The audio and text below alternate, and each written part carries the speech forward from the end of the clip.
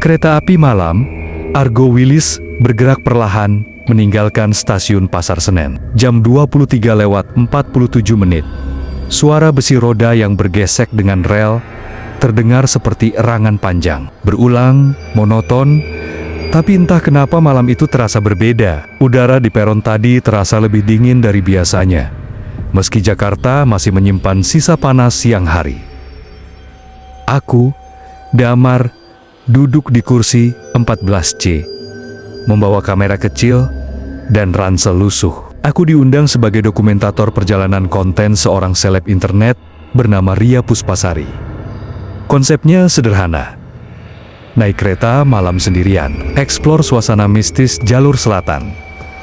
Ria duduk 2 baris di depanku. Hoodie putih menutup kepalanya, masker hitam menempel rapat. Tapi gaya cerianya tetap terlihat dari cara dia melambai ke kamera ponselnya sebelum sinyal perlahan melemah. Kru yang ikut hanya 3 orang. Aku sebagai videografer, Sinta sebagai editor, dan Bagas sebagai manajer. Ria ingin konsep minimalis, supaya kesan sendiri di kereta malam lebih terasa.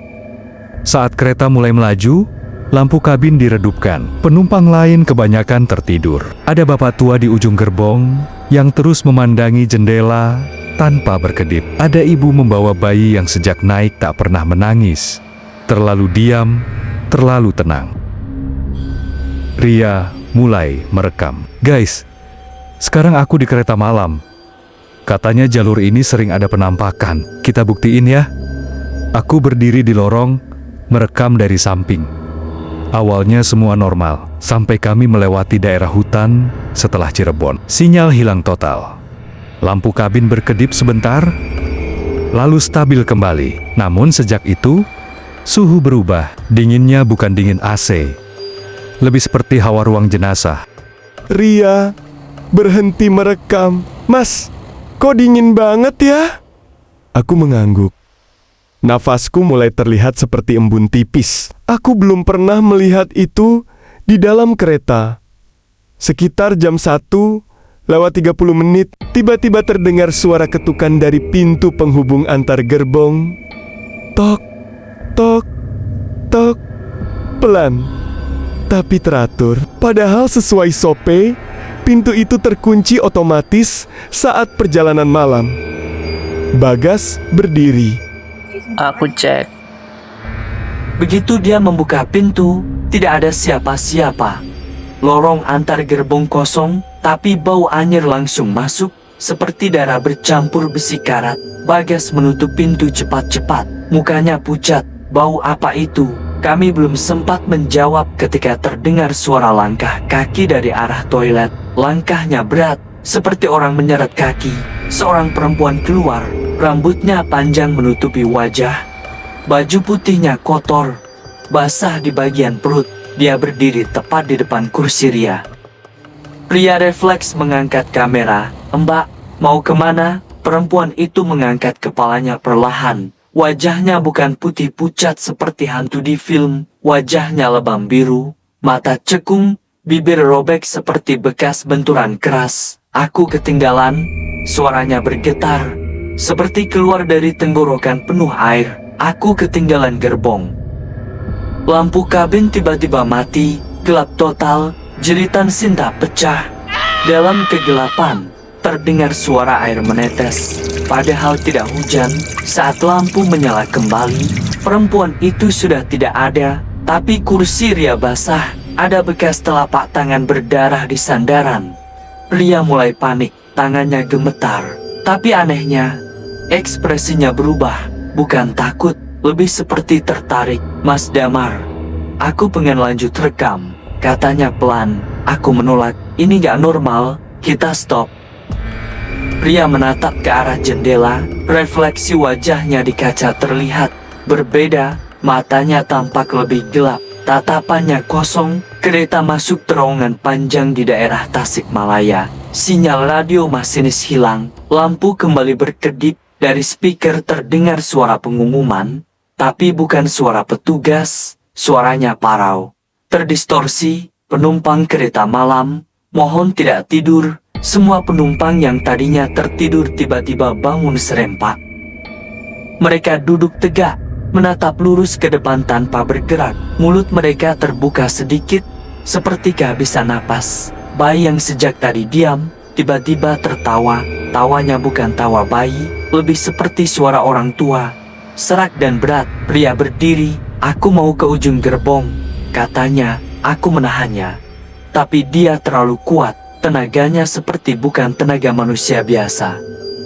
Kami mengikutinya. Lorong kereta terasa memanjang, seperti tidak ada ujung. Setiap langkah terdengar gema, seolah kami berjalan di terowongan batu, bukan di dalam rangka besi. Di gerbong terakhir, pintu terbuka sendiri. Angin dingin menyambar. Di luar hanya gelap, tidak terlihat rel, tidak terlihat tanah, seperti jurang hitam tanpa dasar. Pria melangkah maju. Mereka manggil aku. Aku gak dengar apa-apa, teriak Sinta sambil menangis. Aku akhirnya melihat sesuatu di balik Ria. Bayangan hitam berdiri, bentuknya tinggi, bahunya tidak simetris, kepalanya miring, tidak punya wajah, hanya lubang hitam di tempat mata. Bayangan itu menempel ke punggung Ria seperti parasit. Aku nekat membaca ayat pendek yang aku hafal. Suaraku gemetar. Bayangan itu menoleh ke arahku. Udara langsung terasa berat. Dadaku seperti ditekan. Ria menjerit. Tubuhnya kaku. Dari mulutnya keluar suara bukan suaranya. Suara perempuan tadi. Aku mati di jalur ini. Aku dilempar. Tidak ada yang merekam aku. Kami baru sadar. Ini bukan tentang Ria. Ini tentang arwah perempuan yang tewas di kereta malam bertahun-tahun lalu. Kecelakaan yang ditutup media. Tubuhnya jatuh di antara gerbong, hancur terlindas roda. Tidak ada dokumentasi, tidak viral, tidak ada yang peduli. Dia menempel ke Ria karena dia punya kamera, punya penonton, punya suara. Kereta tiba-tiba berhenti mendadak di tengah hutan. Lampu mati total, sunyi, bahkan suara jangkrik tidak ada. Satu persatu penumpang berdiri, berjalan menuju gerbong terakhir seperti orang tidur berjalan. Aku, Bagas, dan Sinta berusaha menahan mereka. Tapi jumlahnya terlalu banyak, mereka semua mengarah ke jurang hitam itu. Perempuan itu muncul lagi, berdiri di luar pintu, tubuhnya setengah hancur.